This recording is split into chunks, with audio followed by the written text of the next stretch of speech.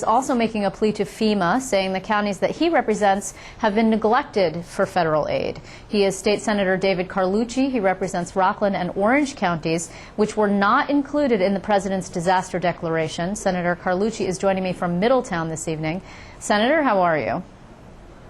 Well, I'm doing good, but it's been crazy here, running around, visiting with residents all over throughout Orange and Rockland County. People have just been devastated, and there's so many different examples. And meeting with the supervisors, the mayors, small business owners, the farmers. The farmers right down the road from here are still covered in feet of water, so their crops are completely ruined.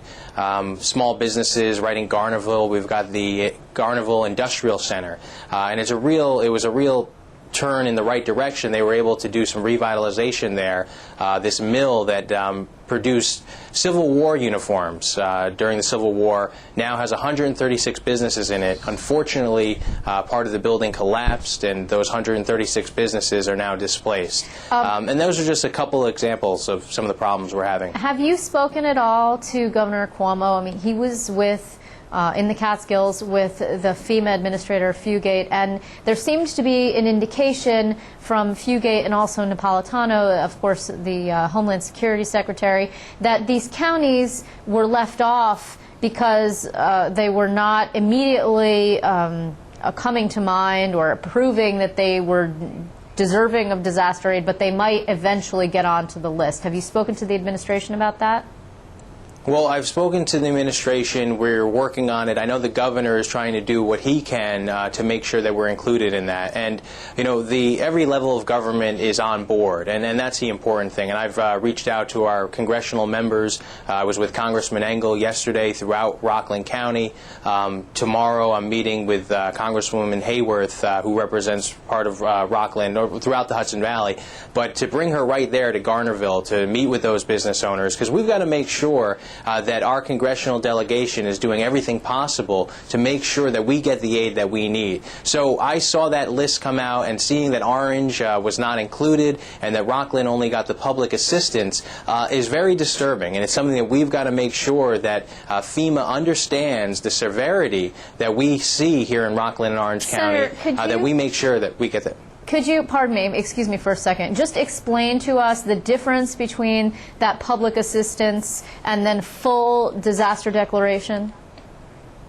Well, right now, Rockland County has been able to, they're on the list to receive public assistance, but they aren't able to receive the individual assistance. And individual assistance would go out to families, businesses that have been devastated by this disaster. Now, Orange County hasn't even been on the list for public assistance either. So this is a major problem. So many of those businesses, the farmers, wouldn't be able to receive the much-needed aid that they deserve and they have to have. Yeah. I've just been concerned about what I've been seeing that the blogs have reported and some of the newspapers have reported on, that members of Congress might be playing a political tug-of-war yes. And talking about offsets. Okay. And that's really disturbing. And that's why we've got to have...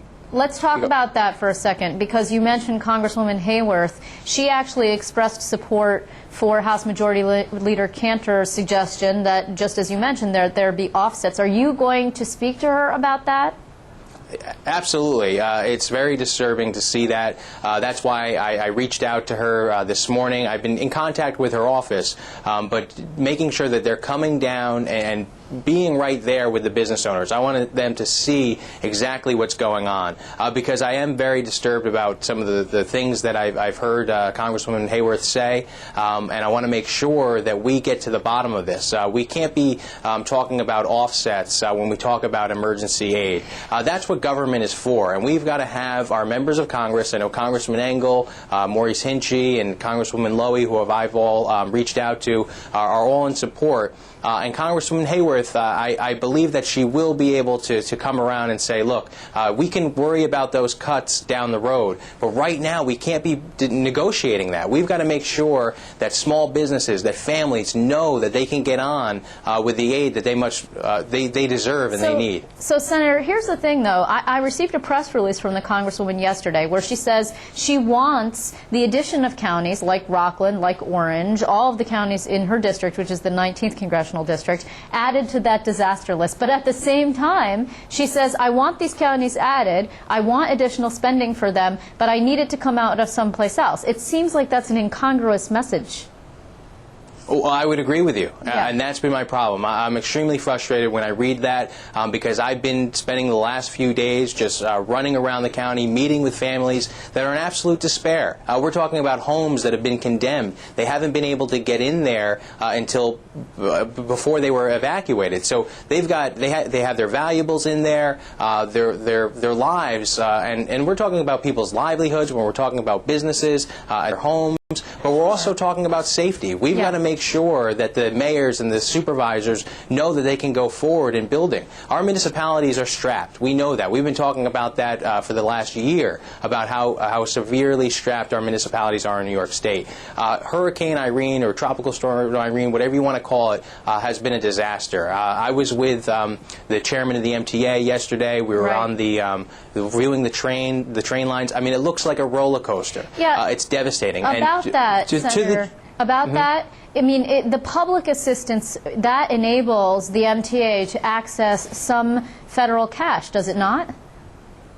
Well, exactly. That's the issue. Now, the chairman of the MTA, to his credit, said he's moving forward regardless. They're going to take the money from the capital funds budget that they have to move forward to rebuild the Port Jervis line. That's important, and that's strong leadership that I'm excited to see because we've got to move forward, but we've got to be confident in our federal government that they will be there to support us. And this is what government is for, and that's why I've been meeting with local officials, with business owners, with other agencies to make sure that we're really making as much noise as possible, collecting the data to make sure that FEMA, our president, and members of Congress understand the severity here, and that by doing this, talking about these offsets, it could be damaging long term, not just for the economic climate of our communities, but also the safety. We've got major infrastructure problems. Okay, hold on. We've got roads that are... Hold for just 1 second. Regarding the trains, though, before we get to the roads, which I know are also a problem, Jay Walder is on his way out. He is leaving as MTA chairman. Now, you expressed support for his leadership. Are you concerned that a change in leadership at a time when there's this major, I mean, we saw footage of it just right there. We saw a report on it yesterday. You are talking about a commuter line that is out of commission for months. Are you worried about a change in leadership that is going to hold up that project? What if the next guy comes in and says, you know, no, I want to change it? Well, the first thing, I was also with board members. This has got to be a priority for them.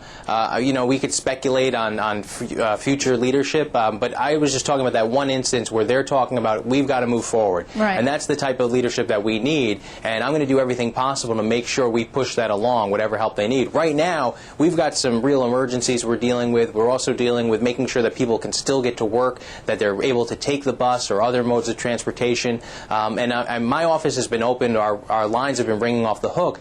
But I want to encourage residents that if they're having a problem, whether it's with the commuters or whether it's trying to file a claim, or we were having residents come in and just charge their cell phones. Luckily, we didn't lose power at my office in Nanuet.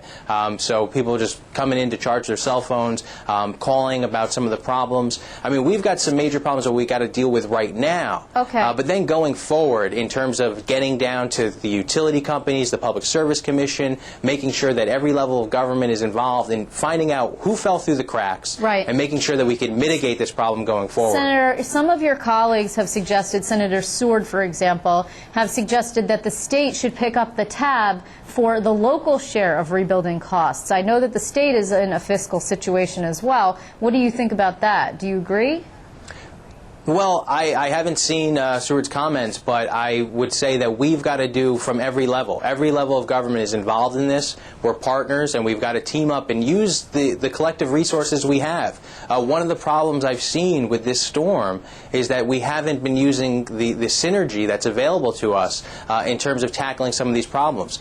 In some of the towns right here in Orange County, we still have trees down on major roads because we haven't been able to get communication from the utility companies that the power lines are dead. The supervisors got crews ready to go to to get these trees out, but can't get simple communication that the lines are dead.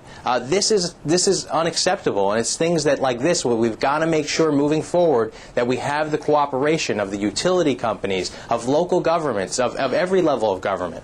So that's the issue moving forward. And in terms of this, we're all in this together. The state needs to chip in. The municipalities have to do it as well.